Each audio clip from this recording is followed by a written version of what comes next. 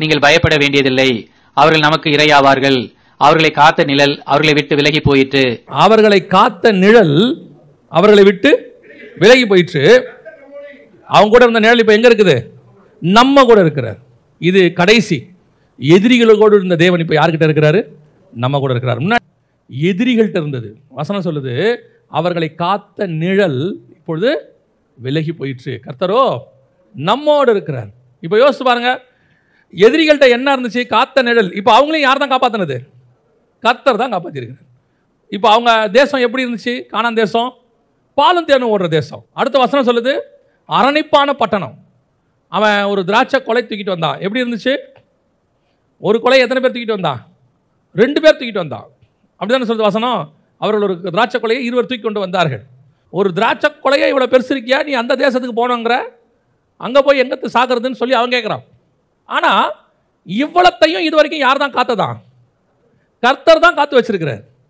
உங்களுக்காகவும் எங்களுக்காகவும் ஆண்டவர் என்ன பண்றாரு? அநேக காரியங்களை எதிரிகள் கையிலே கர்த்தர் கொடுத்து பத்திரமாய் வைத்திருக்கிறார். எல்லாமே நம்ம கைக்கு வரதுக்கு முன்னாடி ஒரு காலத்தில் யாருக்கிட்ட தான் இருக்குது? எதிரிகள்கிட்ட. நல்லா கவனிங்க, உங்களையும் என்னையுமே ரட்சிக்கிற வரைக்கும் கர்த்தர் எதிரிகள்கிட்ட தான் கொடுத்து வச்சிருந்தார். நம்ம அங்கே தான் இருந்தோம். அங்கே இருந்து தான் கர்த்தர் நம்மளை என்ன பண்ணார்?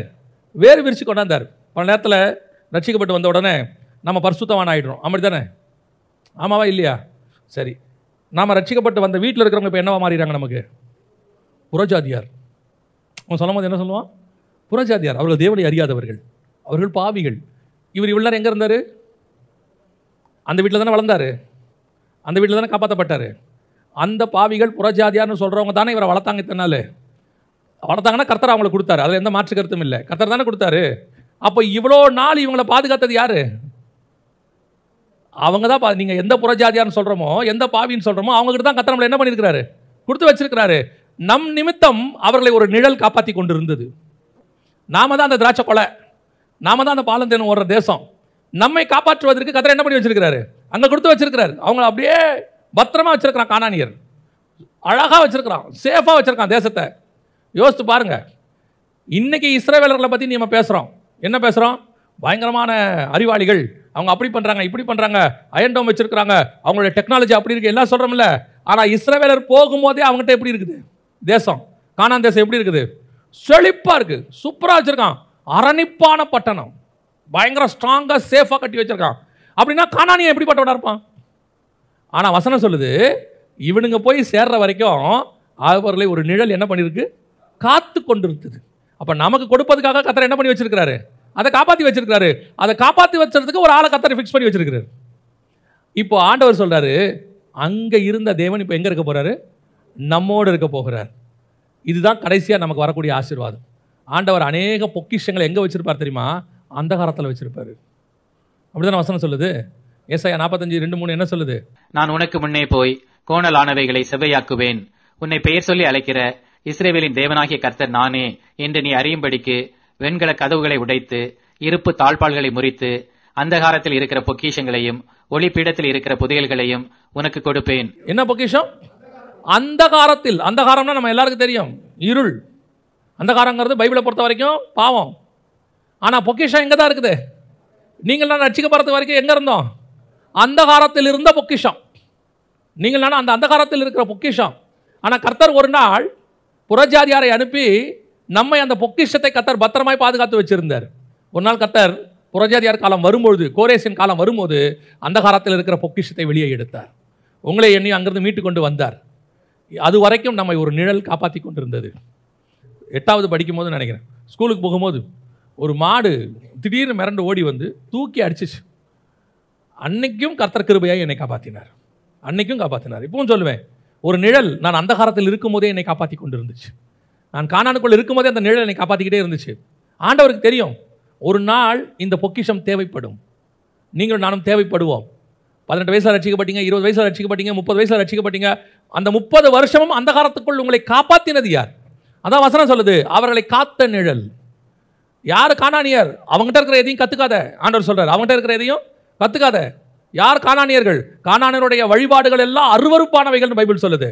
ஆனால் அவர்களையும் ஒரு நிழல் காப்பாற்றி கொண்டிருந்தது. அந்த அந்த கானானியர்களுக்குள்ள தான் நீங்கள் நானும் இருந்தோம்.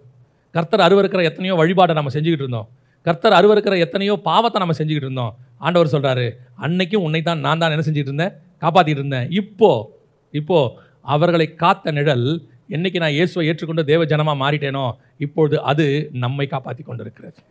அல்லேலூயா. இப்போ இடம் மாறிடுச்சு, தேவன் மாறவே இல்லை. இப்போவும் நம்ம நம்பணும், இன்னைக்கு காக்கிற என் தேவன் நேற்றும் என்னை காப்பாற்றினார், இன்று என்னை காப்பாற்றுகிற தேவன் நாளையும் என்னை காப்பாற்றுவார். நான் இருக்கிறது அந்தகாரமாக, நான் இருக்கிறது ஒளி இடத்துல இருக்கிறதா முக்கியம் இல்லை. என்னை ஒரு நிழல் காப்பாற்றி கொண்டே இருக்கிறது, அந்த நிழல் என்னை காப்பாற்றி கொண்டே வரும். யோசித்து பாருங்க, கானானியர்களுக்கு ஒரு நிழல் காப்பாத்துச்சு. இஸ்ரவேல் ஜனங்கள் வனாந்தரத்தில் வராங்க, வெயில் இல்லையா? வனாந்தரத்தில் வரும்போது பாலைவனத்தில் என்ன இருக்கும், வெயில். இப்போ இவங்களுக்கு என்ன நிழல்? ஒரு மேகஸ்தம்பம் காப்பாற்றிட்டு இருந்துச்சு. அப்போ யோசா அந்த இடத்துல சொல்ற வார்த்தை என்ன வார்த்தை? திருப்பி வாசிங்க அதை. கர்த்தருக்கு விரோதமாக மாத்திரம் கலகம் பண்ணாதிருங்கள். அந்த தேசத்தின் ஜனங்களுக்கு நீங்கள் பயப்பட வேண்டியதில்லை.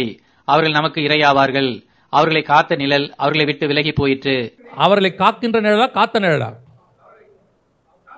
காத்த நிழல், அதுவும் பாஸ்ட் டென்ஸ். காத்த நிழல் அப்படின்னா என்ன அர்த்தம்? அது வரைக்கும் அது காப்பாற்றி இருந்துச்சு அந்த நிழல். அந்த நிழல் தான் இன்னைக்கு உங்களுக்கும் எனக்கும் மேகஸ்தம்பமாக மாறி காப்பாற்றி கொண்டு இருக்குது. அந்த நிழல் இங்கே வந்துருச்சு, இப்போ நம்மளும் அதை காப்பாற்றிட்டு வந்துகிட்டு இருக்குது. அவர்களை விட்டு அது விலகிருச்சு. ஒரு நாள் நாம் அங்கே இருந்தோம், அந்த நிழல் நம்மளை காப்பாற்றி கொண்டு இருந்தது. இப்போ நம்ம அங்கேருந்து இங்கே வந்துட்டோம், வனாந்தரத்துக்கு விடுதலையாக்கப்பட்டுட்டோம். இன்னைக்கு ஒரு நிழல் நம்மை காப்பாற்றி கொண்டிருக்கு. ஆனால் அன்னைக்கு இருந்த நிழல் அந்தகாரத்தின் நிழல், இன்னைக்கு இருக்கிற நிழல் மேகஸ்தம்பத்தின் நிழல், பரிசுத்தாவின் நிழல். இதுதான் ரொம்ப முக்கியம்.